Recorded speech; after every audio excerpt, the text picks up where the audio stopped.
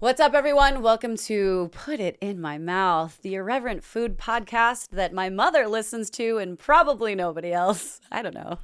Maybe I can get my mom to listen. I don't know. We need Yvonne. More moms. Yeah, totally. Judith is here with me, of course. I am not dating anymore.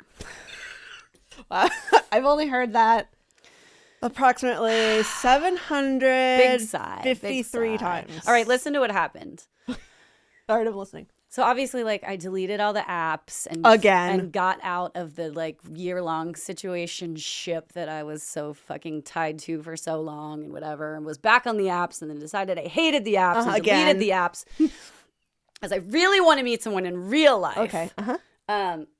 So I went to the Mulberry. I went to a club a few weeks ago, and didn't see this guy actually there. Okay. But when they post photos after, I was scrolling through them because, I want to see if I see myself in the photos. I wasn't. But there was a really, really attractive guy. And I was just like, oh, he's hot. I did something I've never done before. Did you slide into his DMs? I fucking slid into... Girl, that's awesome. I know. I'm a big girl now. I've never done that.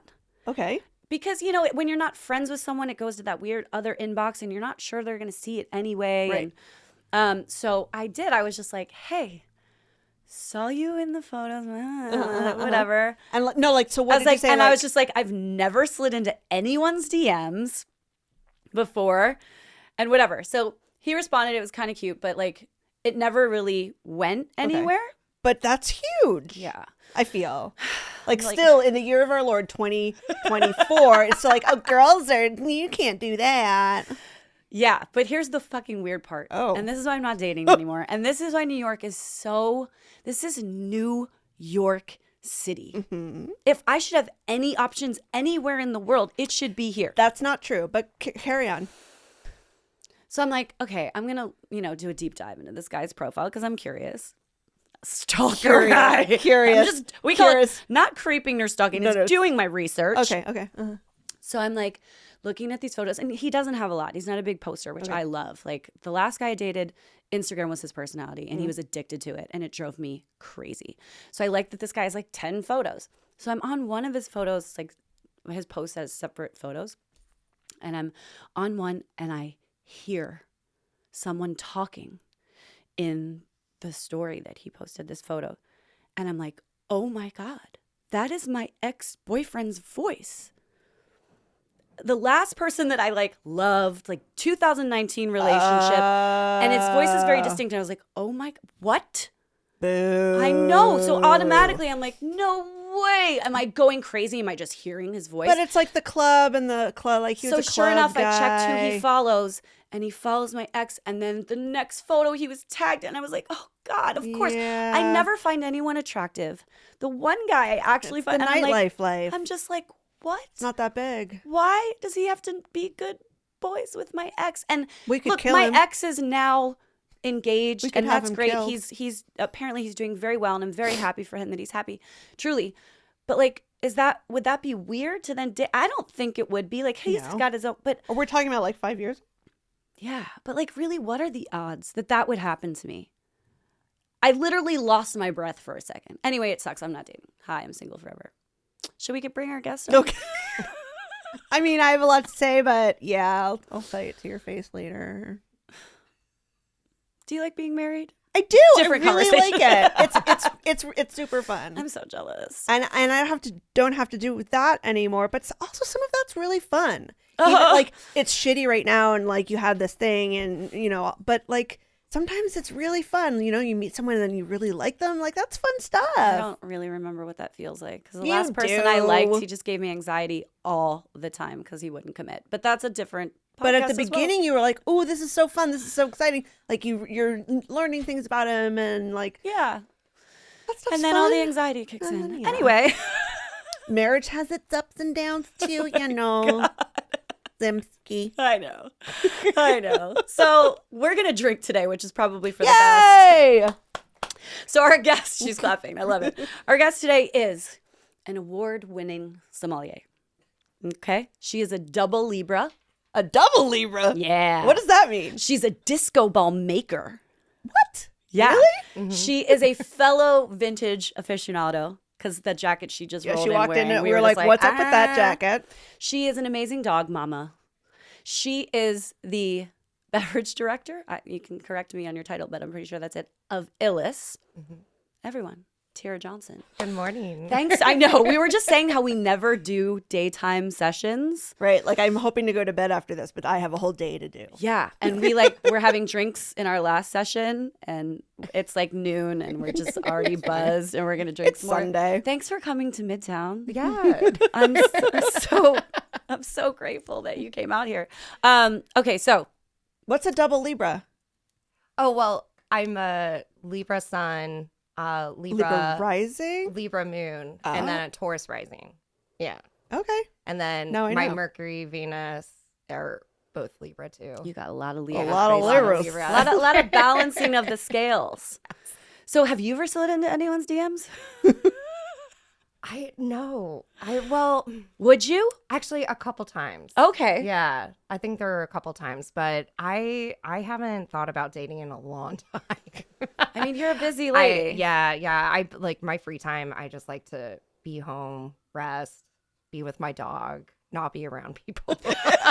Like going on a mediocre date sounds like a waste of my No, time. that's how I feel right now. I'm just like, I know I should do it, but it's like, I don't have Yeah. the energy for it. And then I want to meet someone in real life. Like, Right? I hate the apps are so daunting.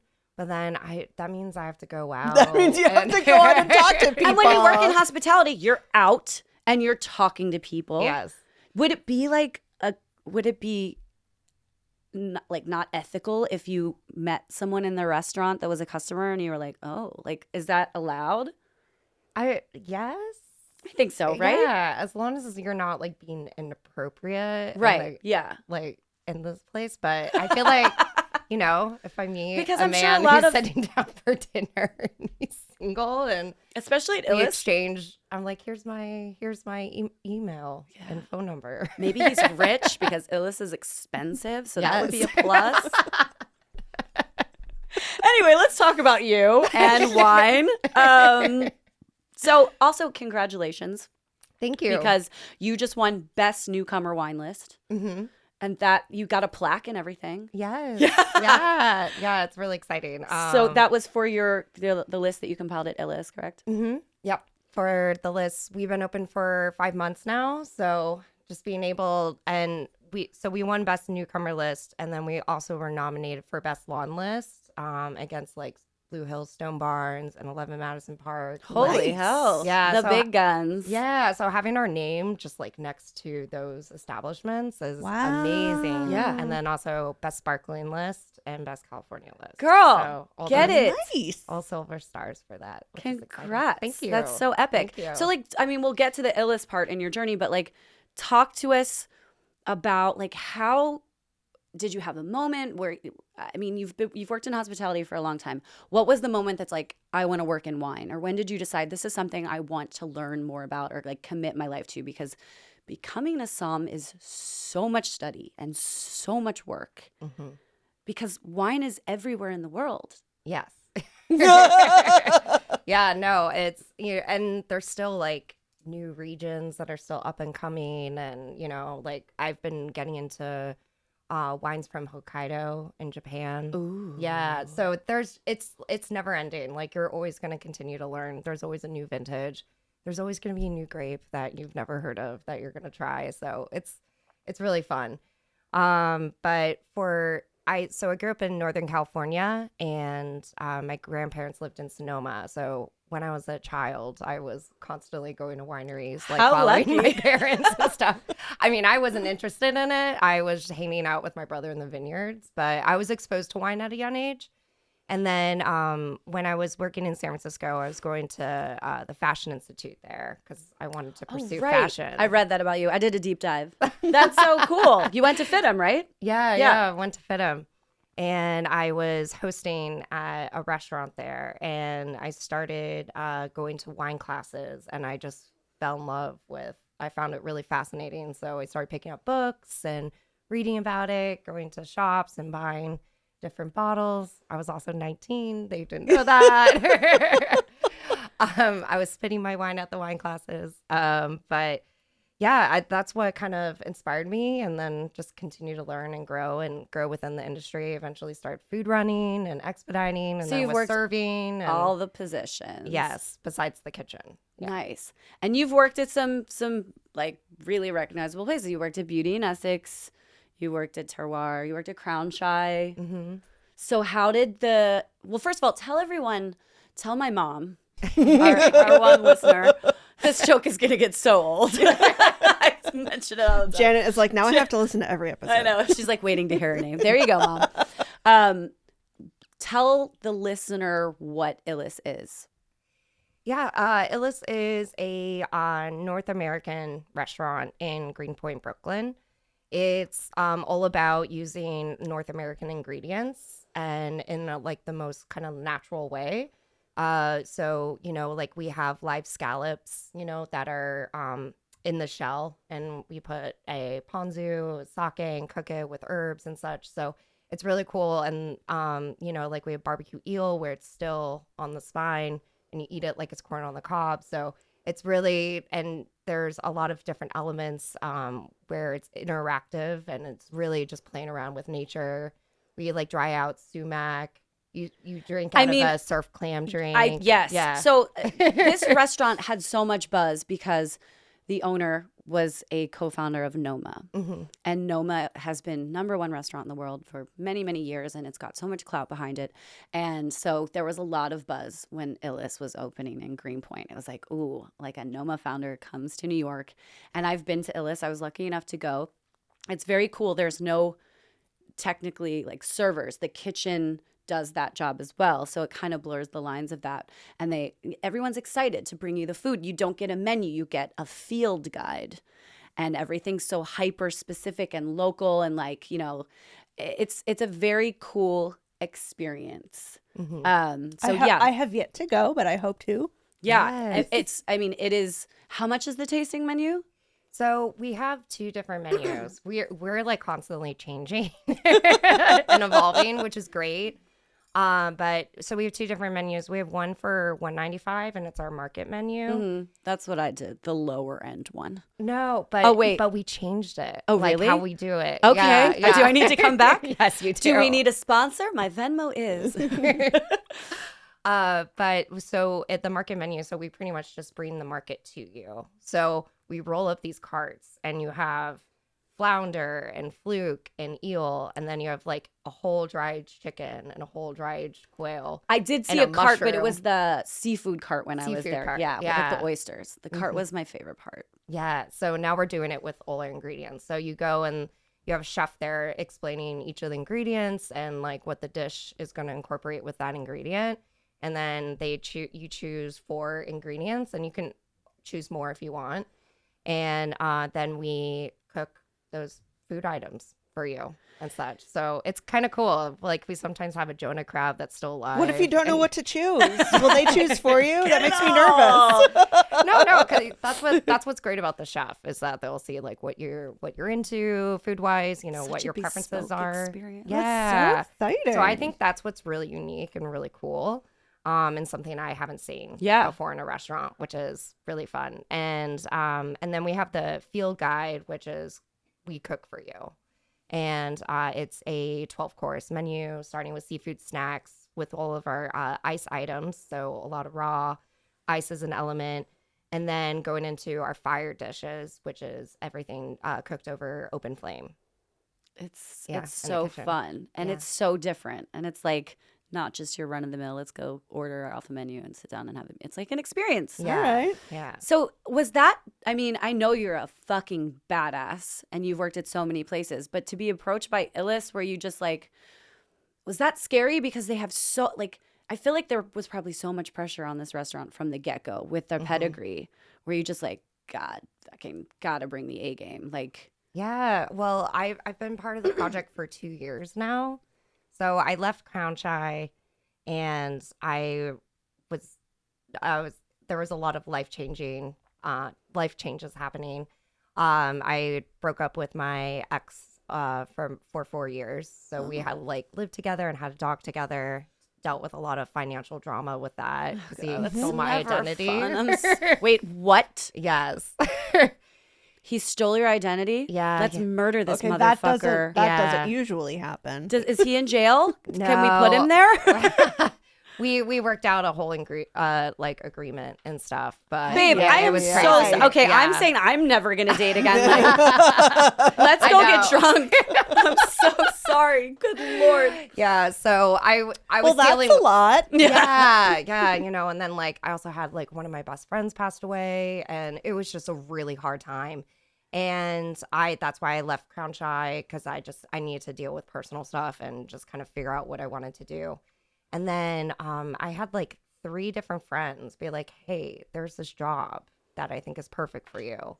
And it ended up all 3 of them, like, we're talking about the same job. Oh my And God, recommended that's me. cool. So I started chatting with them and everything. And then I had coffee with Mads, and they picked me up and, just like put me as part of the project, and just kind of worked from the ground up, from doing little pop-up dinners in the art gallery next door, cooking over cinder blocks. Like our kitchen was not even like, it was very, very startup vibes. And then just seeing how much we've grown and to this is really cool.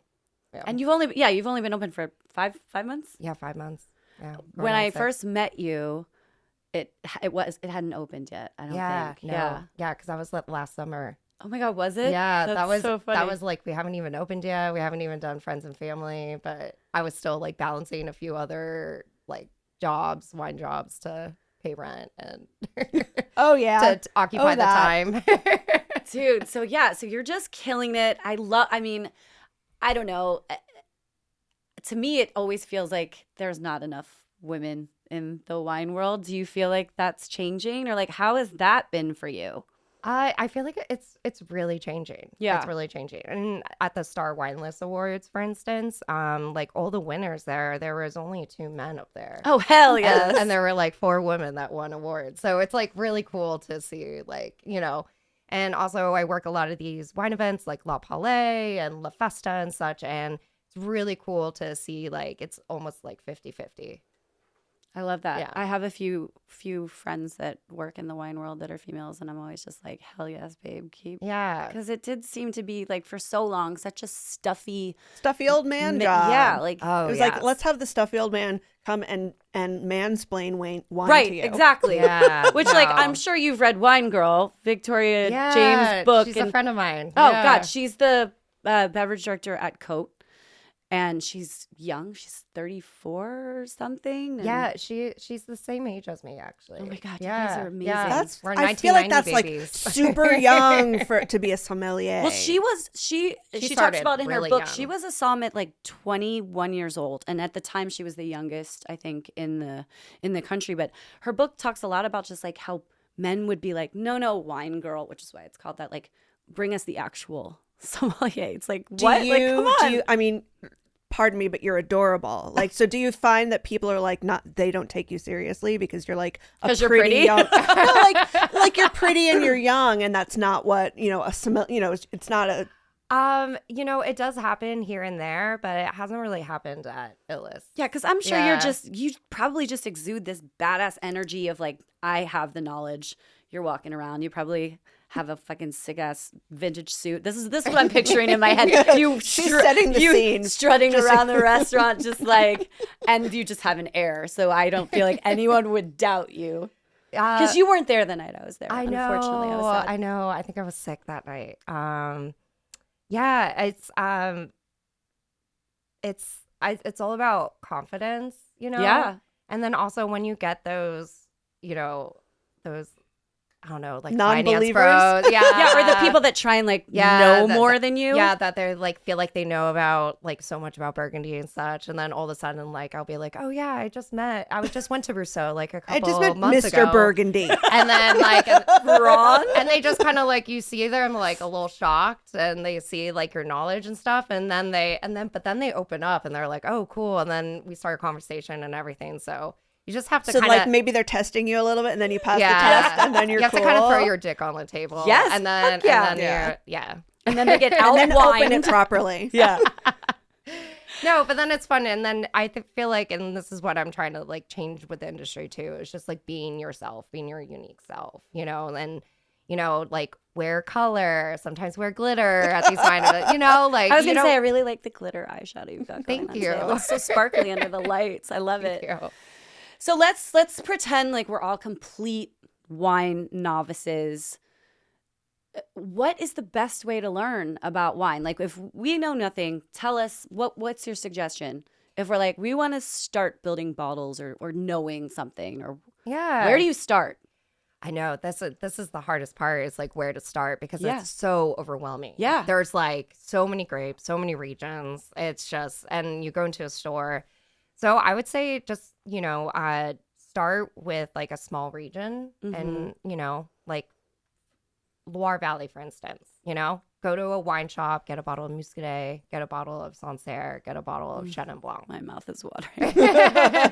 And just like, and be able to, and try them side by side, because I feel like having wine side by side, you really get to see the differences right. of each one.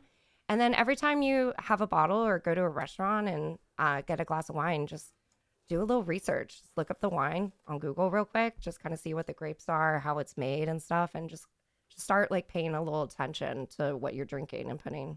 Is there like a best wine book that you would recommend for anybody out there? Is there like an idiot's guide to wine? There's gotta I'm be, sure right? there's an idiot's guide. I really love Aldo Somm's book, Wine Simple. He is the somm at Le Bernardin. Yes. Correct? Yeah. He's funny. He's got a good Instagram. He's just so cute and charming. I feel like he's the kind the of guy. Austrian accent. Yeah. He seems very approachable for a somm, even though he wears that medal around his neck, which is always so Yeah, it's a taste of It's where It's what? What is it? it's like it's a little cup that you like pour like a taste to taste wines. So they call it a taste of Can we wear that every day around our neck? I'm sure they have some cool ones on Etsy. Can we start a Totally. jewelry company that's just like, this is my wine necklace? Yeah, it's a disco ball. Don't that steal you my drink out idea, of. listener. A disco ball. Yeah. A disco ball vessel? Tira. I know. I love to craft, so I will maybe I Yeah. will make some of these. We're just gonna drop that hint. Oh my God. Okay, so what, for the novice, like what kind of, or just anyone, what kind of wine should you always have on hand? Is there something that's just sort of, or is that just too general of a question? I mean, I would say try and not drink the same wine twice. You know, Because definitely people get stuck, right? People get stuck I and only they- like Sauvignon Blancs. That's my sister. Yeah, and they only drink these 5 Sauvignon Blancs and such. And you're not, and once you box yourself in there, you're not going to be open to trying different wines, different regions, different producers, different styles. And, you know, it's just like eating the same dish all the time. Yeah. Or the same like genre of food all the time. Right? And, you know, there's the whole world to try. Is there like a wine that you would say is like really underrated? I would say at the moment right now, I would say off dry Chenin right now. Yeah. I Okay, just, what the hell is that? So it's Chenin. No, seriously, tell me. Tell us. so Chenin is really similar to Riesling, where you have so many different styles. You can do method champenois, sparkling. You can have bone dry styles. You can have ones that are off dry, which Right, is Riesling just like is a not little. always sweet, which I think is the misconception. Yeah, it's not always sweet. And then you can also get dessert wine styles, so there's just like a whole spectrum. And off dry Chenin is, I just put it on with the pairing for a pairing on the menu, and I just like tasted it. I was like, I forgot how good this is, because I'm so used to drinking off dry Riesling, but it's just so much rounder and a little bit more honeyed, and it's like the right amount of tell my sugar. mom what off dry means. Off dry just is just like a little kiss of sugar. It's like just a little bit of residual sugar to it. So just a little Okay. a little touch Yeah. of sweetness. I like to say it's kind of like making lemonade in a way, where you like, you don't, like, if you don't put any sugar in the lemonade, it's really tart and astringent, and sometimes having a little bit of sugar like really like balances the bitterness and the sour. And I feel like that's the same with wine, especially with these high acid, more astringent kind of grapes, especially like Riesling. But Chenin, I feel like, is a little overlooked, especially off dry. Nice. Okay. I'm headed to the wine shop to Yeah. buy that specifically. Also, tell us about like this debate because for a while I feel like the corkscrew versus the screw, or the cork versus the screw top. Is that still a thing? Well, That people look down on screw top wines. well, because a lot of people see it with screw top. It's you usually see it with like easy to drink, sure. really, Easy to styles. open, easy to drink. Easy to open, your entry level. You can close it and put it back in the refrigerator. Yeah. There you go. But you have to, like, Australia, almost all their wines are with screw cap because for the environment and everything, they're really taking steps ahead. But it's able to retain like a freshness. It's not going to age the same way as a cork because the cork is breathing. So it's like through aging, it starts to open up. Whereas a screw cap, you're not getting any oxygen to that wine. So it will keep it fresher for a longer time, but you're also not going to see the benefits of longer aging. So with Burgundy, with Chardonnay and such, you kind of want it to open up and breathe. Okay, so if you have some more expensive bottles that you want to keep and age, don't get a fucking screw top. But screw top, or drink it real fast. Yeah. or you can have it and it's just gonna be super fresh. It's gonna be a different style of wine. But screw top does not mean like shitty, bad, cheap wine. Oh no. Okay, good. No. I'm glad that we Phew. yes. Dodged that bullet. So I like did a deep dive on you before, and I also read some interviews and stuff, and I thought it was really poignant what you said about don't necessarily like look for specific grapes or whatever. You said look for importers. Yeah. So for new people, kind of, talk about that, because the importers are the ones that are going to kind of have. They're like curating. Yeah. Yeah, they're kind of curators in a way. So they're the middleman between the producer and that region that they're selling the wine at. Because I'm not gonna lie, sometimes I just buy wine based on the label if it looks cool. Right, if it's really pretty. Yeah. Oh, I got seduced by the art. But yeah. So there's certain importers, like one of my close friends, Brian Garcia, Cork Hoarder, he just started a whole distribution or import company. And the wines he brings in are amazing. And it's like any of his wines, I just know that I'm gonna we have a very similar palate and I'm gonna enjoy it. And it's that style. So it's like a stylist. Yeah. I know what you like, so you might not have thought of this for yourself, but you should try this because that's a really good comparison. And then if if all those bottles with the really cute kind of labels and such, those tend to usually be like more natural kind of wines.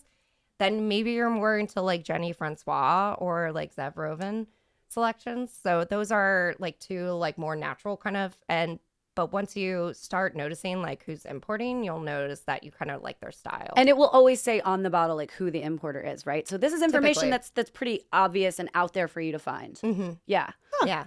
I love that tip. Oh, that's a good tip. That's a great tip. I like it.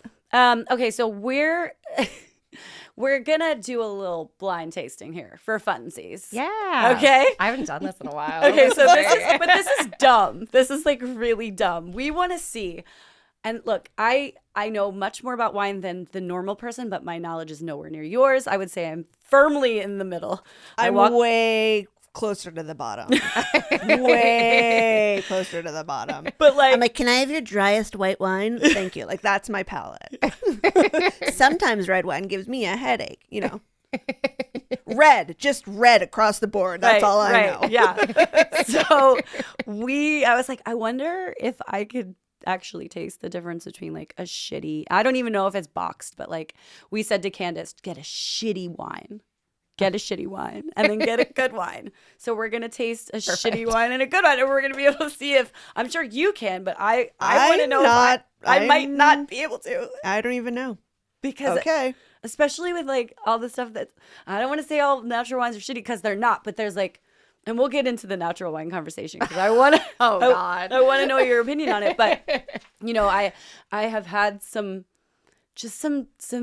instances where people are just like being all pretentious and swirling and blah blah blah, and I'm just like, that tastes like. I think I heard a comedian say like natural wine is you started to make the wine and then you stopped. I mean, sometimes maybe that's not wrong, but I've also had amazing natural wine. So anyway, here's Candace with the secret. I'm not Okay. gonna look. It's a skirt cap. It doesn't No, mean but that doesn't anything. mean It doesn't mean anything. anything. It's just going to be very fresh, right, Tira? All right, so let's see what we got. You have any instructions for us? So yeah, we should maybe. Look at it. Well, looking at the color of it, Mm-hmm. so with white wines, if it's more of a golden color, then that means it's a little older because Mm-hmm. white wines gain color as they get older. But this is pretty like green, fresh, kind of yellow, straw-like color to it. And then you swirl the wine to open up the aromas to smell. So Right. you don't need to swirl it unless you're going to take a sniff. Or snuff it. I know, right? Get in Or my nostrils. neti pot it. Right? I'm feeling a little congested. That might work. Okay. And then take a sip, and you want to hold it in your mouth for just like a couple seconds, kind of see the texture of it, the acidity.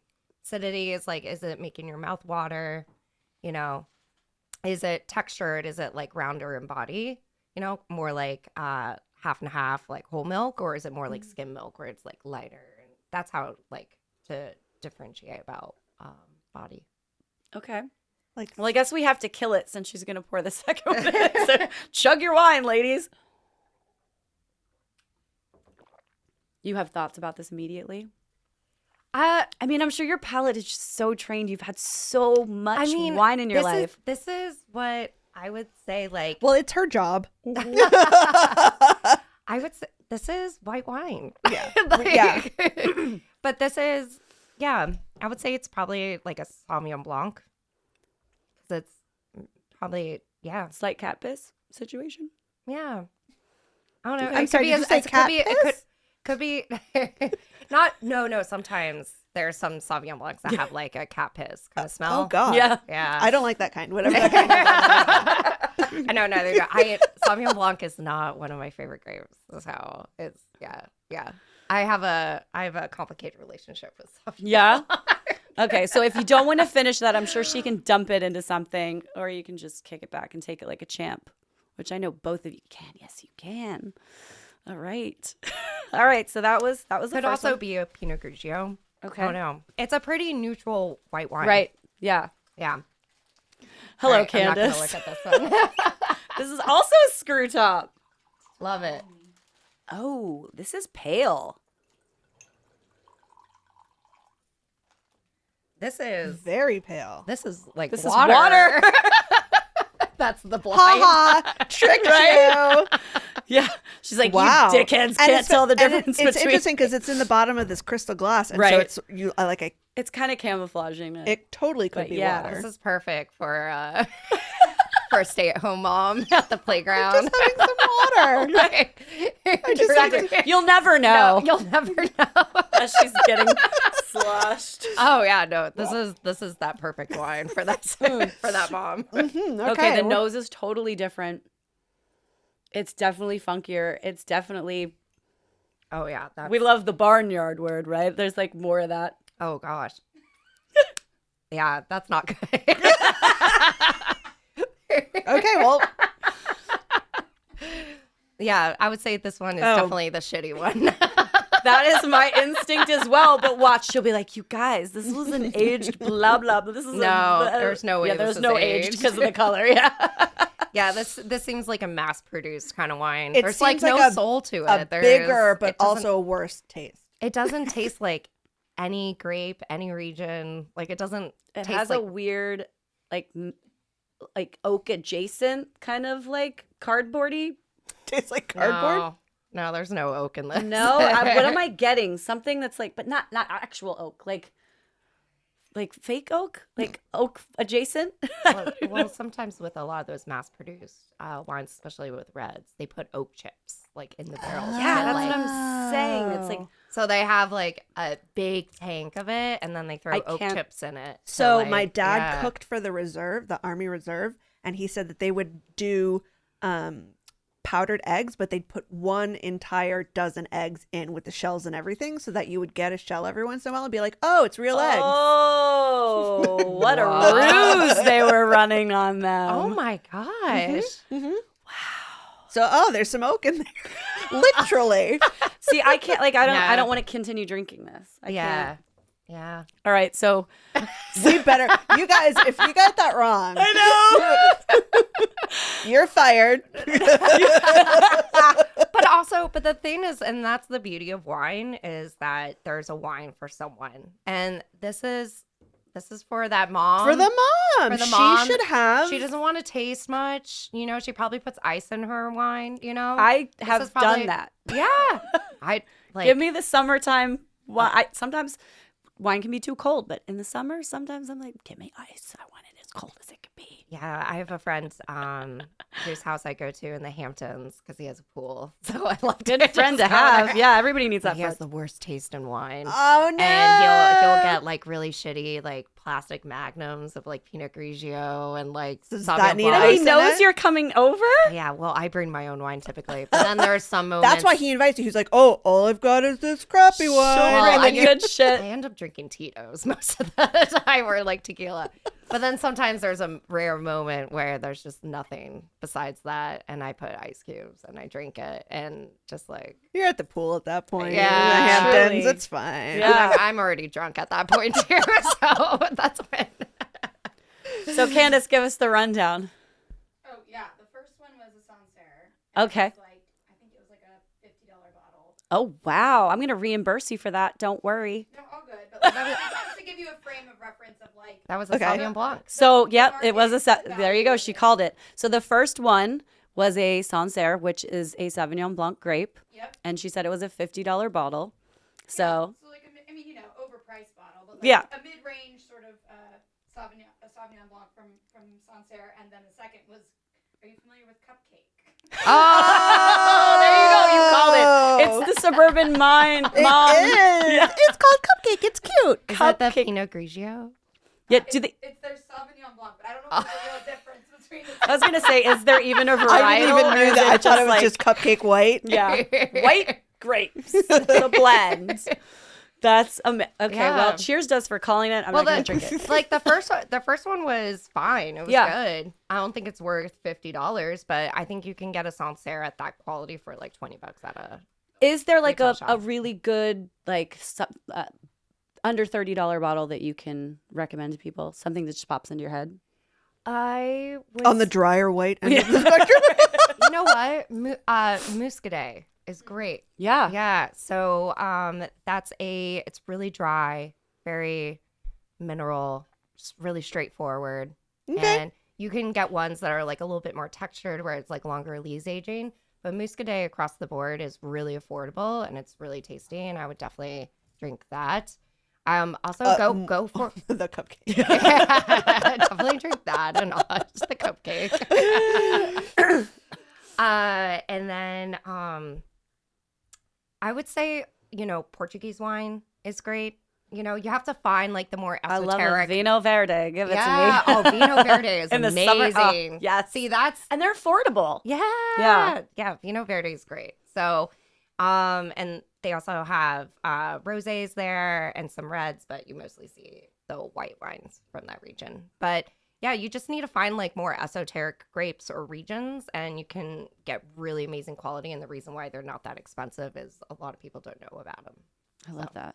All right. They're So we're secret. gonna, They're we're gonna secret go buy wines. some Yeah. Muscadets and some Vino Verdes. Just go to a good wine store and just talk with a salesperson, you know, and just be real. Like, Yeah. be like, hey, I'm looking for a $15 bottle of wine, or Right. I'm looking for a That $20 doesn't make me bottle. want to die. Yeah, no, you can say that. They'll love that, and then they'll be like, this is really good, you know, like get this. But I would say $20 is good.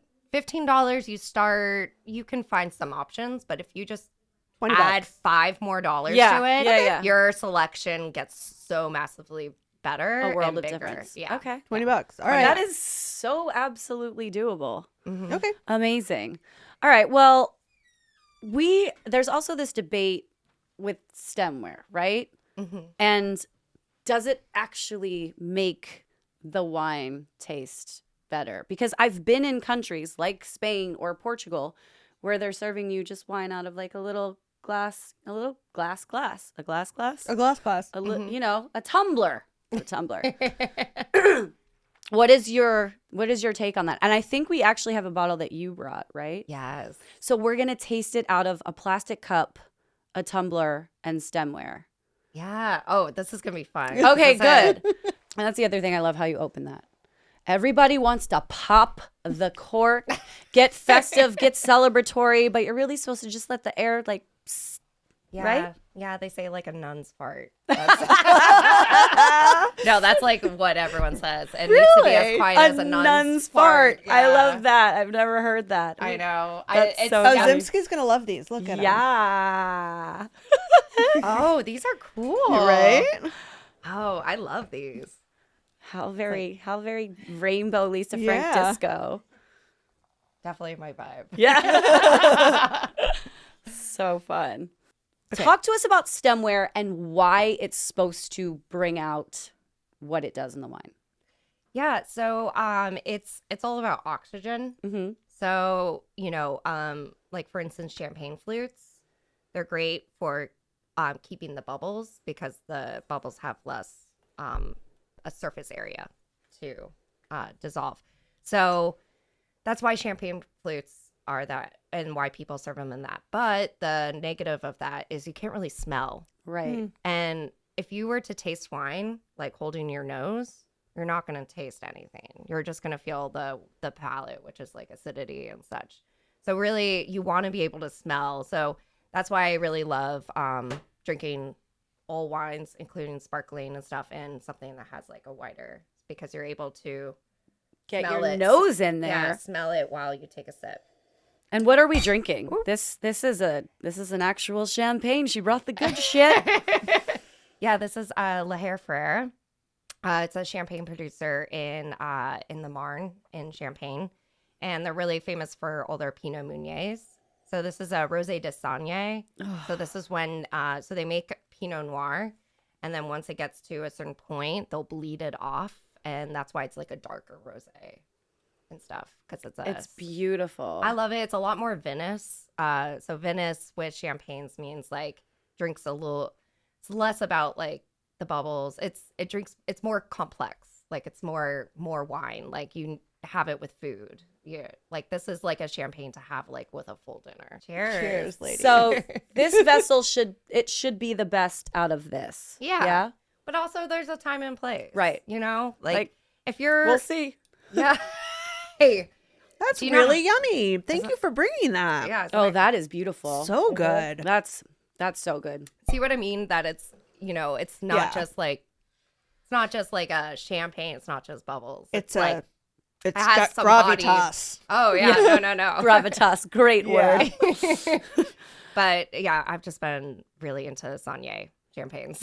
Dude, that's beautiful. I'm honored to be able to drink that on this lovely Sunday morning. So then, you know, I'm in Spain. I'm drinking cava out of just glasses like this, Yeah. right? And it's because, you know, like you're not going to put a Grand, well, I mean, you could put a Grand Cru Burgundy in these. I've done that before. But it's all about the time and place. I've been to so many house parties where I bring a bottle of champagne and they're like, I "We don't ends up I in the red pour it cup." in a red Solo cup because it's really good and this is the vessel I have and there's a lot of people around. So I think the vessel, especially when you're just talking about like a white or a red and you're with friends, it doesn't really matter. But when you're like sitting down for dinner or really trying to get to know the personality of the wine and see how it evolves, that's when, you know, a wider Burgundy glass has a bigger surface area. So that's really great for more aromatic kind of reds or kind of more complex whites. You have the Bordeaux glass, which is not as wide, and that's really great for wines that aren't as aromatic, but more about structure and palate. So there's like different glasses for different wines. And as I'm sitting here, I'm warming the wine. Yeah. Right? Which is another thing because my hand is on it, which is the difference here. So there's that. Okay. So yeah. It tastes different, but Right. I mean, temperature's already different just for me sitting here like this. Like you're able to smell more from right, the, because this from is the stem. deeper. Yeah. And you're able It's- to put your nose in it versus like if you put your nose in here, you pretty much have your entire nose in the glass. And then solo cup. Solo cup. I love it. I go to This Prospect. feels right. This Oh, feels natural, right? yeah. This is the most natural for me. But yeah, going to Prospect Park, you got a bottle. Like, I don't know. I always buy champagne and bring champagne. But I mean, It's not like it tastes bad. No, it definitely doesn't. But you don't get to see You don't get the to see the colors. You color. don't get to see the bubbles. It's just a different. It's a different experience. It is, yeah. Yeah. So that's my take. Highbrow, lowbrow. That's my Yeah. life, basically. It's good. So as we sit here, This and- one has a hair in it. This one definitely made it taste different. Is it pink or is it black? I think it's a cat hair. Oh, and I It could don't be one of my cat even hairs. own a cat, so that's weird. Maybe I deposited cat hair in there. So have you ever, as we're sitting here getting drunker, have you ever been out to dinner with someone and you're like embarrassed by their wine order? What would that be?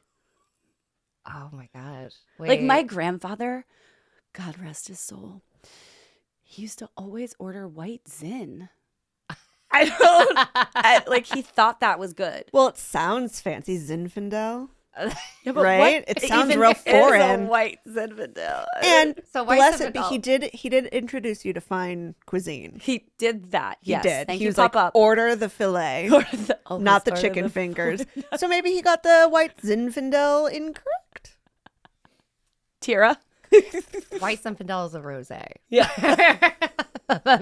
It's not a grapefruit. But like a shitty, right? Yeah. Were they just like trying to But make it? there's some good ones. And our friend Patrick Caffiello makes a white Zinfandel. And that was one Well, of his fuck first. yes, Patrick. Give me some white It's like Zen. the only white Zinfandel I've ever liked. Okay. but I didn't know he made one. Yeah, I'm gonna message him immediately. I don't think he makes it anymore. But damn. yeah, I think that was like in the beginning of Monte Rio. But I love the Zinfandel grape. It definitely has a bad reputation. Because of your grandfather. Dick May. well, like white Zinfandel, and then also so many people think Zinfandel is like a big, jammy, like oaky, very like high alcohol, like rounds, kind of sweet red, and it's not that way. And it's actually one of the like main grape varieties in California, and it's like it history wise, and there's some really amazing vineyards with old vine Zinfandel, and it's just like really complex and can have like really great structure and acidity. So you have to have the vineyards in the right hands where they're farmed correctly, or they're farmed more sustainably, and then you have a winemaker who knows what they're doing yeah. and is creating a style. Right. So it's really in the hands of the beholder. There you go. Screw tops aren't bad, and neither is white Zin. In the right hands. In the right hands. So, but back to the question: has anyone like what? Oh, would, she's not going to let you get away. like what would be an embarrassing wine to order? Oh my when gosh. out with Tira Johnson, award-winning sommelier. Well, I usually order the wine. Yeah. Unless I'm with friends and then they order the wine because they are also in wine. Like who would be like, okay, Tira, I'll take this. Well, maybe just like someone you Yeah. don't know, and you're like, I can't believe they. Oh, okay, ordered you're on a that. date. Ah. Yeah, or that. Like, I don't Well, know. if I was on a date, I would not have the person order wine unless Because that like could be yeah. or yeah. Yeah. So no, you've never been embarrassed by anyone's wine order? I mean, I'm thinking of this one time. It was in a group setting, like it was like we're a table of 8, and there was like someone's dad or uncle, and Sure. they like ordered wine, and I was just like, I don't want any of this. So I like order my own drink, and I don't really Yeah. interfere. Yeah. You'll let As- them. as- You'll let them deal also- with that. also- Y'all can deal with also, that. if that person's paying, then Oh, then it's the best. God. Yeah. The best that money Yeah. can buy. Yeah. yeah. Oh, I mean that. But sucks, usually though. they'll be like, "Oh, here, you choose something," and I'm like, "Hey." Or like, what's the telltale sign? So like, you go to the table, and those people that do want to pretend like they know about wine. What's a telltale sign of like a newbie? Does that ever happen where you're just like, oh Yeah. my God, give it up. I know you I'm- don't I'm know like- anything. I'm looking for a dry white. There you go. There I am. There I am. That was Judith. Why'd you even come over here? Yeah, no. When they insistently Middle of the say road. dry, like dry red, a dry white, and it's like, okay. Or they're like, I want a really big red. Or Yeah. a really I mean, I think jammy, big, those are like buzzwords that Yeah. everyone sort of knows about wine, right? Yeah. And it's there's nothing wrong about not knowing about wine. Like it's I can't totally stop drinking like, this, by the way. I don't know what you two are doing, but this is delicious. No, it's so good. Yeah. Do you have any favorite pairings? Yes. Well, one of my favorites is sake and pizza. Well, dude, I love cheese and sake together. Yes. That's one of my favorites. People don't think about that, but Mhm. pizza specifically and sake, that's fun. Oh yeah. Yeah. Yeah. And then I really love kind of richer champagne with A5 Wagyu. That's also Oh, you're one a of my bougie. favorites. I was gonna say you're a bougie bitch, but then I'm like, no, she was just talking about pizza and sake. Yeah. I love the highbrow of it all. It's all about balance. But tell people why sake and pizza works for you. So it's the acidity isn't as high as wine. Right. And it's also like all the umami that you get from sake Mm-hmm. with the pizza, because you have the cheese and pepperoni, and it just goes well together. And it's also unexpected. Right. Yeah. But I've had people that when during the pandemic I worked at Broken Wine Exchange, and I would have people come in, and I was the sake buyer there. So I would sell them on a sake because they were ordering Japanese food. And Right. I'm like, oh, I should drink a sake with this. But you know what the real deal Yeah. is. And then I told them, like, if you don't finish the bottle, like, have it the next couple nights, like, with other food. It doesn't need to be Japanese. And then they came back and they were like, oh my God, that pizza and that sake was so much better than the sushi in that sake. I'm like, That's yeah. so great. Yeah. So I mean, I work in sake as well, and I'm Yes. always trying to tell people that it's not limited to Japanese food. Yeah. It's just there's so many interesting pairings with sake specifically, but that's a whole other Yeah. episode. Okay, so champagne and wagyu. Oh Yeah. my God, I mean, 'cause it and just then- cuts okay. through the- I know, right? But yeah, at Illis, I've grown the sake program, and with all the pairings, there's usually about 2 different sakes in the lineup and everything. That's And so people are really fun. open-minded. Yeah. And it's really cool seeing people order bottles of sake at a North American, Nordic kind of restaurant in a way, Way So to expand people's palates. Yeah. That's super fucking people cool. don't expect it, and then they have fun with it, and it goes so well with the food because we use a lot of Japanese ingredients, with kombu. And, Yeah.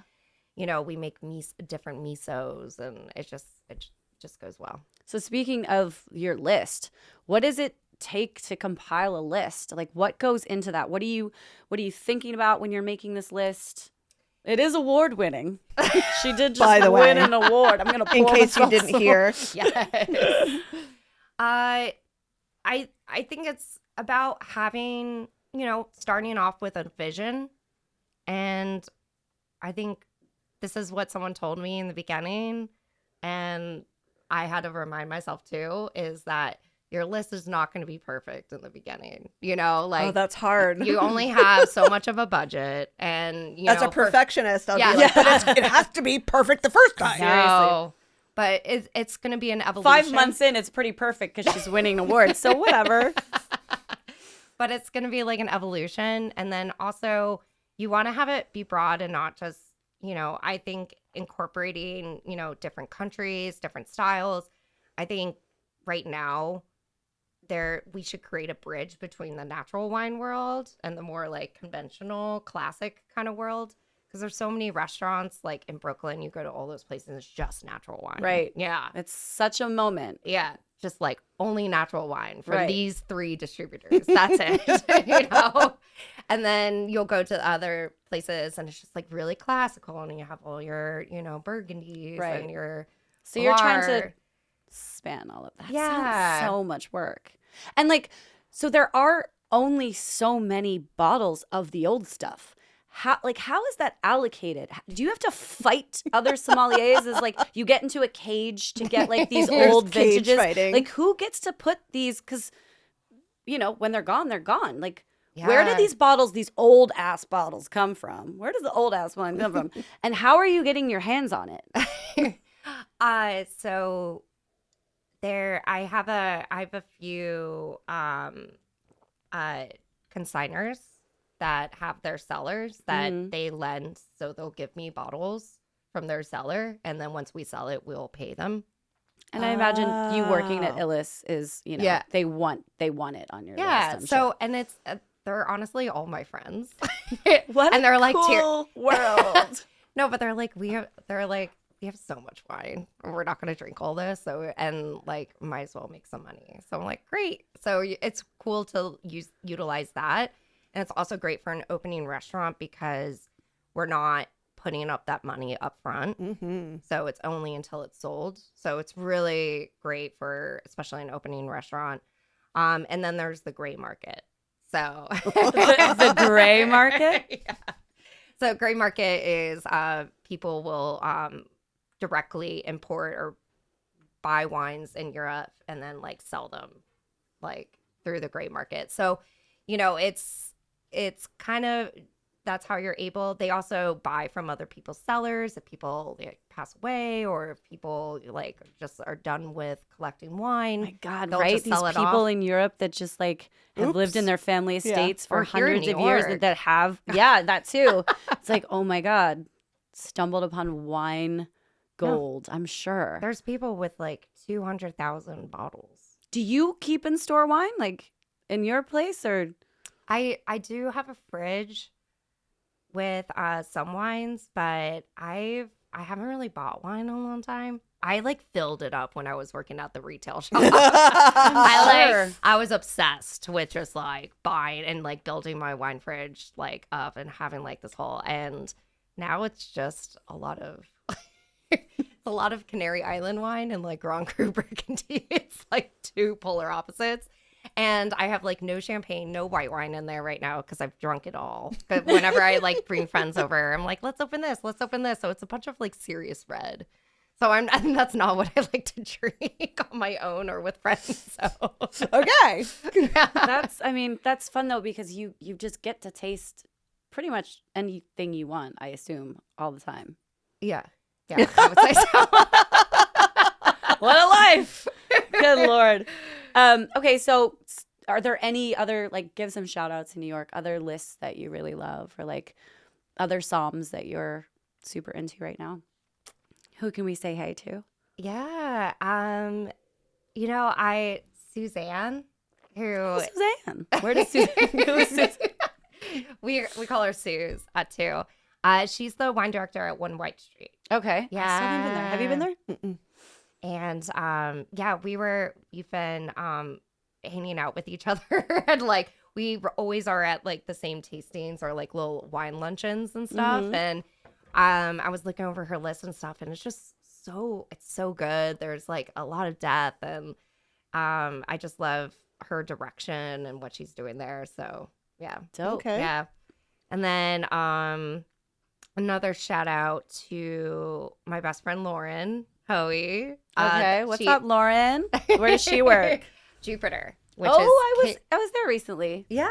Yeah, but I was with my friend Nora, who also works in wine, and she brought 3 bottles, so we didn't. Oh, you did the free corkage Yes, night. we were there that night. Yeah. Yeah, which holler, that's a great deal No, definitely. because she gets all her wine wholesale and didn't have to pay corkage, and we're like, great, we're getting drunk. This is fun. Yeah. But yeah. But she has a wonderful list there, and she was the wine director at Hawksmoor, where I worked part-time while waiting for Illis to open and such. And she's just, I love Hawksmoor. She's just such a force and such a nice human being and just what we need in the wine world. I love that you and your best friend have the same job. Yeah. I guess me and my best friend have the same job if this is our If this job. is a but job. in our other actual jobs, we don't have the same job.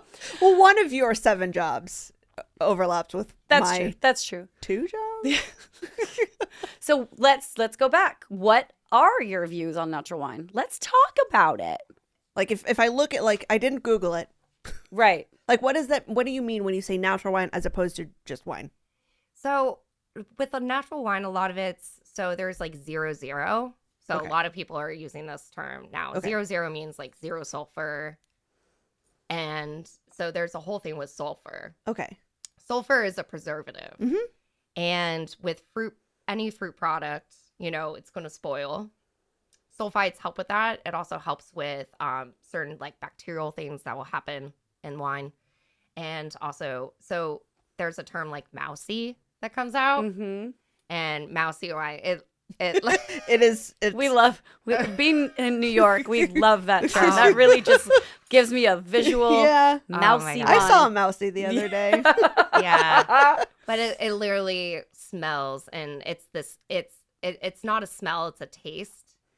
But you taste it, and it's right after you finish taking that sip, and then it lingers in your palate, Oh. and it's like you licked a mouse. It kind of reminds you of that. It's just so not. appealing. It's I hate it so much, and that's kind of what I call a fucked up wine, like a natty wine. So I like to say that natty wine is kind of those really crazy wild wines that are like, they'll change. Sometimes they're really good for an hour and then it will turn mousy, or maybe it has like a ton of VA, which is volatile acidity. It's like, it smells like acetone, like nail polish remover. Mhm. So there's certain wines that like have a ton of VA, and then there's some that have like a little touch. I'm okay with like a little bit. So it just depends on your tolerance. I also have a friend, Isabella, who can't taste mouse. Like she can't taste mousy wines. Oh, Yeah. that's in Mandy's book. Oh yeah. That is Oh, a thing right. that some Yeah. people don't have that. Right, and it has to do with smell as well. They can't smell body odor. Yes, it's the same people who can't smell like smelly socks or whatever can't Right. smell. Oh, I need to Yeah. ask her if Yeah, she... yeah, it's really, really interesting. Wow. That's really cool. Yeah. Yeah, no, it's interesting. It's kind of like cilantro, how like some people think Yeah. it's Right. like It's you're a literally soap, eating yeah. soap. So I guess it's like anything. Natural wines can be done very well, and Yeah. then maybe not so well. So I do love natural wines as long as it tastes like the grape and it tastes like where it comes from. Got it.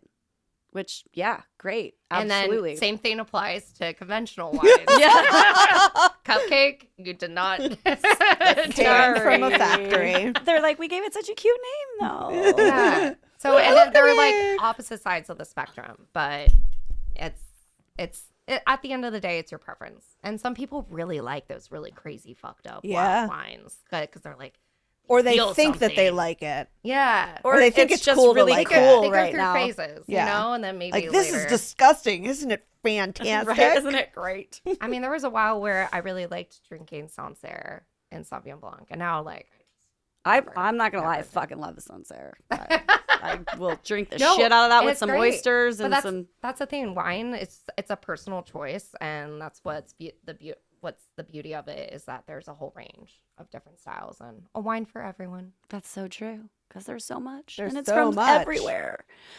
What is like your most memorable travel wine moment? Do you have one of those where you're just like, oh fuck, this is perfect? Yeah, I guess it was Because you've traveled so much for wine. in the last year I have. Love that. So I was just in Burgundy in January, and I was there for a week, and I visited some amazing producers and tasted out a barrel out of some of these historical domains that it like hardly anyone goes to, like so or is lucky. able That's or so is able to cool. get into, and just like meeting all the producers and just kind of seeing this vineyard where I've served these wines all the time, and they're like so expensive, and you're just sitting there. It's kind of humbling, and you're just like, this is it. But it just like meeting, and it's just everyone like puts Burgundy like on a pedestal. Yeah. And it's really freaking expensive now. It's crazy. But when you're there, it's just, it kind of, that strips away. And you just realize it's just like a bunch of farmers, and they're just making really beautiful wines. And their cellars, they're not like pristine like Napa or anything like that. Like there's just like black mold everywhere and like fungus, and it's great. It's great. It's, you know, it's really cool to see that and see that side. And then I was in Spain last summer and I did a whole trip, like pretty much all over Spain. Oh my God. And that was life-changing. What places stand out? I really love Sierra de Gredos, which is near Avia. So it's west of Madrid and it's up in the mountains. And so Commando Hay is a really famous producer that really put it on the map. But there's several other producers like Ruben Diaz or Cuatro Monos, and they make such beautiful wines. Their garnachas are just so pretty. I love pouring them for Burgundy drinkers. Garnacha is Grenache, so same grapes, just the Spanish version. And it's just, I don't know, it was very magical. Like there was an energy there that I really, really loved. I mean, Spain in itself is magical. We love Spain. Oh my God, I know. God. The last day on the trip, when in Madrid, I went and I got a tattoo. And then Where is it? Show us. It's on my ankle. All right, bust it out. It's an alligator tattoo. Oh my God, you sure did.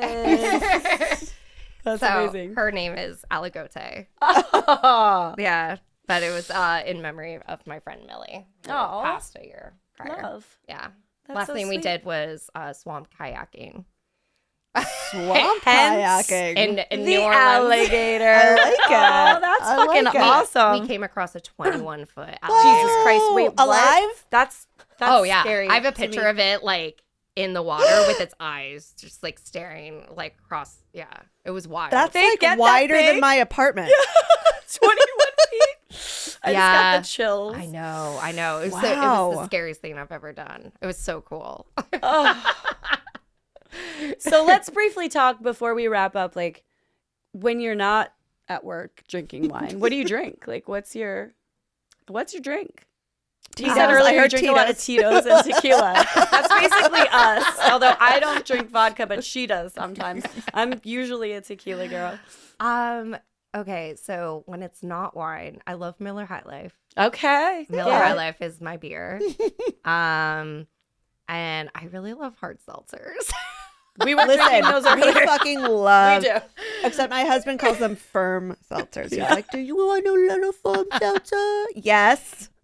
You know, I love a firm hard seltzer. seltzers are just like super tasty. Yeah. And I don't know. I love flavored seltzer water to Me begin too. with. So, and I got samples from Two Robbers, but they made these like vodka juice ones, and they're so good. Okay. Ooh. I drank like Two four robbers. We'll one night. check it out. Just 4? That's it? Yeah, no, by myself. Still, I wait, what? You're acting like that's a weird thing. Well, usually when I'm home, I don't really drink by myself. I only drink when I'm with friends or Or when I'm at work, or when I'm. We've hardly touched on like your other extracurricular activities, but you also are like a disco diva. You make disco balls. I was looking on your Instagram. You have this. It's like this big, this skull that you covered in disco mirror. Girl, how did you get into? You make disco ball earrings. Yes. Tell us about this because we fucking love disco Yeah. so much. Like, you even built like a karaoke disco room in your old apartment. Like, what? How did this hobby happen? And I will accept all disco ball gifts. My birthday is April 18th. Ooh. Yeah. Aries. Lots of fire placements. Oh, I love Aries. Aries, Leo rising. So much Ooh. fire in my chart. Oh, I love it. An annoying Virgo moon, but whatever. Look, I like what you're doing here, Judith. I mean, Anyway, tell us about the disco balls. Like, people can Yeah. buy these from you, or you take commissions, or what? Or what? Mhm. Yeah, so I mean, I've been super busy with opening with this So whole making restaurant thing. award-winning wine lists or whatever, doing my job. I've been busy doing my job. But no, during the pandemic, my like core circle of friends that we only hung out with each other, me and my girlfriends, they would come over Friday night and we would have like a craft club and we would eat mushrooms and like drink Hell hard yes. seltzers or make tea. And we would just like craft and like put disco mirrors on things and like put glitter and like Make Can we be necklaces. friends? Please, like outside really of all fun. of this. Just tell me when you're having your next disco ball crafting night. I'll bring the seltzer. This is amazing. So, yeah, we started doing that. And then I was like, wait, I'm putting disco mirrors on everything else. Like, I created a disco door, like, covered in disco mirrors in my apartment. It's my Like, dream. I did, like, all these patterns. I'm like, I should just make a disco ball. So I started making them. I was like, oh, this is fun. And I just watch Real Housewives and just, like, make disco balls. Get in the And zone. oh, yeah. No, it's really meditative for me. It's like both of Because those it's things. repetitive. It's specific. repetitive. It's repetitive. And I'm like disassociating with Yeah. Real Housewives. It's great. Yeah, especially through like all the hard times that I had to deal with. You're doing this one thing, then you're doing the next thing, then Yeah. you're And doing it's the so same tedious, right? Like, they're so tiny. And yeah, yeah. I love it. What a but job. yeah, the skull one, I bought this huge plastic skull head from a Halloween store. So cool. That's And then cool. I Go just, on like- their Instagram and and- check it out. I will. And then that took a long time. I think that took like 10 seasons of Real Oh Housewives Beverly Hills. It's a lot of housewives. I know. So my brain. we've hardly I even need a break from learning about grapes. No, I've never seen Real Housewives. I know Candace, our producer, is like a huge Real Housewives fan. Oh, yeah. I've never seen it. I'm so bad. Maybe you shouldn't start. It sounds like it's a lot. I don't need anything sucking up my time. We've hardly talked food, but like you've guests in town. What restaurant are you taking them to? Ooh. Yeah. Oh my God, that's a hard question. Oh, is it? I know there's so many options. I know. We're lucky. Or Or name a few. Name a few. I would say, I really love Peasant. Mhm. They're like family there. I would definitely take them there.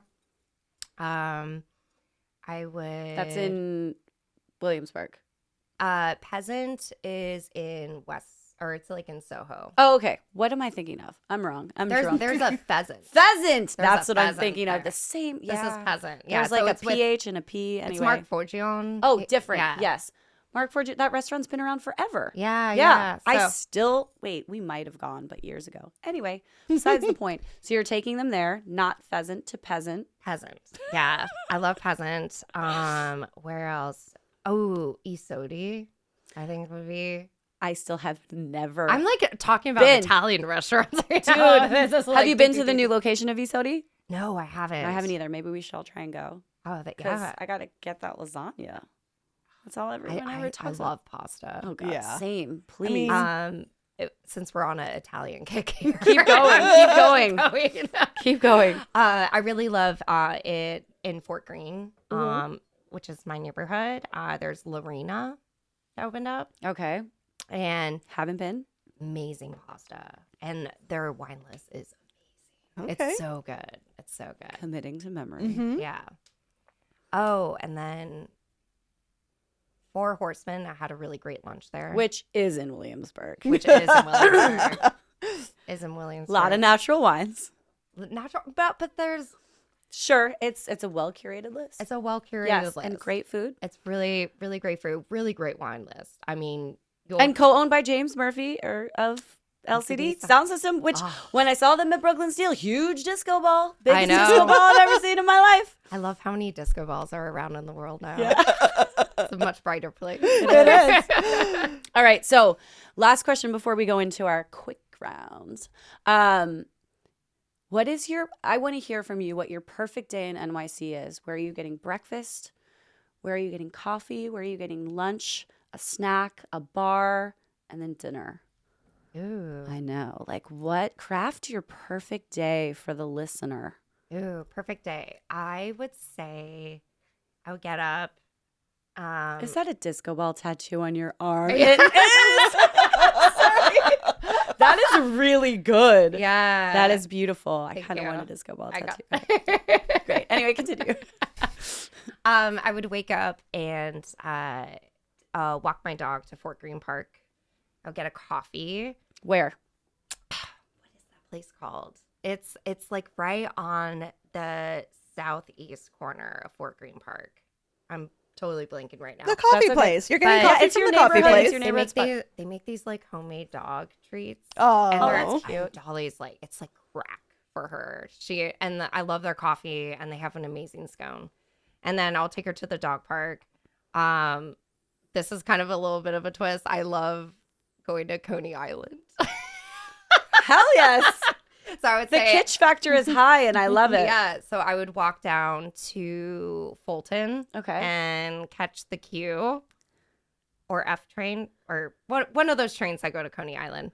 And I love the beach and just like letting Dolly like run free on the beach. And there's just like there's always these people like on the boardwalk just playing disco and just dancing.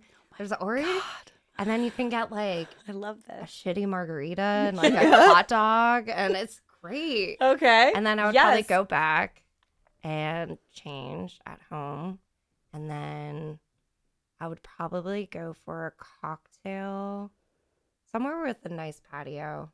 I don't know. I don't really go out that much anymore. I'm like I've become a hermit crab. I like forgetting. That's what about happens when places. you work in You're busy. hospitality. You're just out. It's like I just. I'm like, wanna where do you be- get cocktails now? Yeah. I'm like, the only place I go to is Do or Dive. So I'll go to Do or Dive. Great.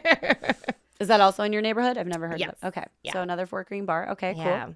And yeah, I would love to go have dinner with friends somewhere. You know, I maybe some like Korean barbecue and then do Hell yeah. karaoke afterwards. Yes. Yeah. I feel like that's a day. that's a solid day. That's a solid I'll be very Yeah. tired the next New day. York day. All right, so we're wrapping up. That brings us to a segment that we do with all of our guests. It's my favorite segment because we get to rant and die on our hills. And boy. it's a segment we like to call wah, wah, wah, wah, wah. Yeah. We still don't have the air horn in the budget. We're just gonna do it. But like it's called that. I Don't Fuck With That. So this is where we get to talk about the hospitality industry. Anything that's pissing you the fuck off right now in the industry that you just want to rant about. You want to go? Okay. What do you got? All right. What do you got this week? I've got a contentious one actually. Give it to us. Okay, so Let's hear my it. husband has a very, very, very poor sense of smell and sense of taste. God bless him.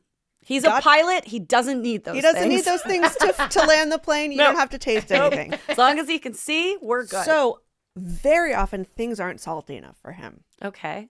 And there's never salt on the table. But if you ask for salt, all of a sudden you're offending the chef. You know what?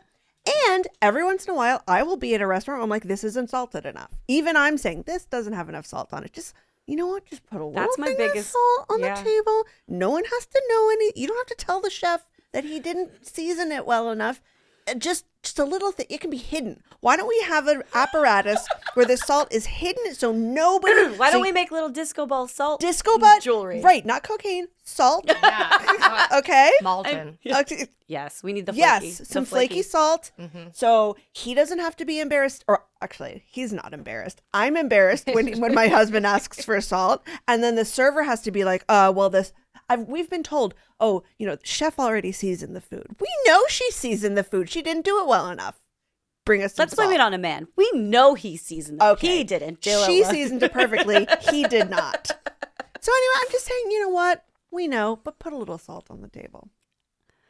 That's almost like the chef admitting defeat before. I don't know. I just don't see that happening unless Oh, you're it's like not gonna it's not, happen. unless you're That's in why I like a said chain it's restaurant. There's contentious. salt and pepper and sugar and the caddy. I'm of all the- sorry, just not everyone has the same salt tolerance. You know what's pissing me off Yeah, right now? please. You know what? Could you tell me what's pissing you off? Maybe because I do videos for this company called Flavors of New York, so I visit a lot of restaurants, and I'm always doing, which is great. I love to plug the neighborhood spots, but there's this trend that's happening with cloche drinks. What? Oh God, you guys. Close? Cloche, where they're smoking the drink and putting it Oh, under a the cloche, cloche. and then they're lifting up the cloche, and it takes 20 minutes, and it's a whole thing. And I get there's a theatricality to it, but again, it's just like I'm so annoyed that another restaurant wants to make a So, like, cocktail, smoke it, wants to cloche it, smoke and it, then- cloche it, present it, and it's just like enough. Can you just give me Just a pour tequila me. soda or just give me fucking a little something on the neat. Like, I don't need this. Like, it's not close drinks. Okay. You know, I'm like, oh God. I walk in, I'm like, another close drink. And I have to be like, Well, they're doing it for the gram. I get it. But I'm not, again, another hill, enough for the gram. Okay. Okay. You got anything? The one that comes to my head is there's never enough bread. Oh, fuck yeah. And then sometimes they'll charge you. And I get it because And good bread. I've never paid for bread and thought, oh man, I shouldn't have done that. You're like, oh yeah, hell yeah, bring another round of that. Oh yeah, no. Yeah. What, $5 for Yeah. really good bread? Oh and, my like, God. cultured And butter. that and, takes like and amazing with, skill. with So, salt. yeah. It always comes with some nice salt. Maybe that's the trick. Oh my yeah. God. Those Parker House rolls we had at Gage and Toner a few weeks ago, So I still think good. about Yeah. them. They're Oh so my good. gosh. And they shouldn't be free because the skillet, anyway, they're not free. They're yeah, not. But, no, I'm totally fine with paying for bread. but the you're talking about like the Like, free like, bread if you- basket that comes like out. if you get artichoke dip and you know, Oh, and okay. you There know, aren't enough chips. There aren't yeah. there's enough yeah, bread. there's never enough bread. Got and it. you always True. have to ask for a refill, and then it gets And then there's too much cold. bread and not enough dip. Maybe that. Oh. Good point. Really, Yeah, really okay. good point. I mean, I feel like there's never going to be a time where everyone's going to get the right amount of bread. No, you're and right. the right amount of dip. right? No. The Yeah. ratio is always off. The ra- But better there be more bread than more dip. yeah. Ugh. All right. So to close, I just have some quick fire questions for you. I see that I already asked you on your go-to drink that's not wine. We'll skip that. All right. So I just need answers. First thing that comes into your head. Sorry, I'm taking this very seriously because I'm drunk. We had seltzers before you came in. This is great. All right, here we go. Favorite disco song to dance to? Love Me Tonight by Fern Kinney. Hell yes. Your go-to karaoke song? Uh-huh. Or Nico Flo Enya. Oh, wow. I was not expecting that. No! Okay, All we're right. gonna have to karaoke together because I need to see. Woo! People don't expect it. No, It's very unexpected. Best New York dining neighborhood? Ooh. I mean, West Village. 'Cause it's literally every block. There's like 6 restaurants. True. And they're all good. Favorite slice? Pepperoni. From? Ooh. Polly G's. Okay. Yeah. Best bagel? Ooh. I really like Greenberg's bagels. That's Where is in that? my neighborhood. Okay. Yeah. That's What's fine. your hangover order or cure? Pho. Great. From Yeah. any specific place? Whatever's open at the time. But I usually order Bon Migos or Mama Pho. Okay. Yeah. Your and last meal on earth? last meal on earth. I'd say ice cream and French Any fries. specific kind of ice cream? I love that. Yes, it's perfect. Yeah. I was favorite ice cream.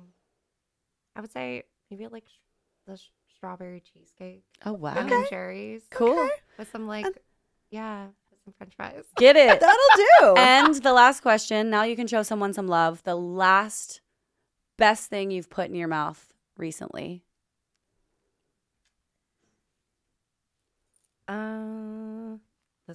The This champagne. Hell It's real good. And Tira, you so tell much. everyone at home your socials, where they can find you, blah, blah, blah, blah, blah. Oh yeah. My name's Tira Johnson. And my Instagram is Tira__Johnson. Hell yes. That's Love it. 2 underscores. Yeah, 2 underscores. You can also find her at Illis, somming the hell out of that award-winning list. I can't wait to go. I'm so Yeah. excited to go. No. You have to let me know when you I want to will. come in. Thank you And all for also- joining us. Any of you, Lala's mom, come. I'm gonna get my mom to listen to this podcast now Janet? too. Let's Janet, get the you're moms invited. together. Yeah. Oh my God, what chaos. Thank you so much. Yeah. I've learned. You know what? I'm going to take the bottle. I'm going to take a photo of the bottle. Yeah. you can This take was the so bottle. delicious. Yeah, absolutely. Thank you. No, thank you so much. You're welcome. Cheers, y'all. Thanks for joining us. Put it in my mouth. Blah, blah, blah, blah, blah. You know the socials, blah, blah, blah. This will be in a whole different voiceover. Anyway, Thank you. See you next time. Bye. Bye. Bye. Yay. I love when I get buzzed. when you do this.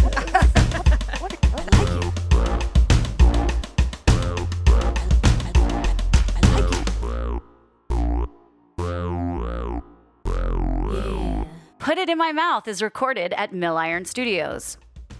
Produced by Candace Fox and Tyler Milliron. Our intro music was composed by Javier Dunn. You can follow us on all socials across the board at Put It in My Mouth Pod. You can also support us on Patreon. We really appreciate your support on Patreon. Go find us and give us your money.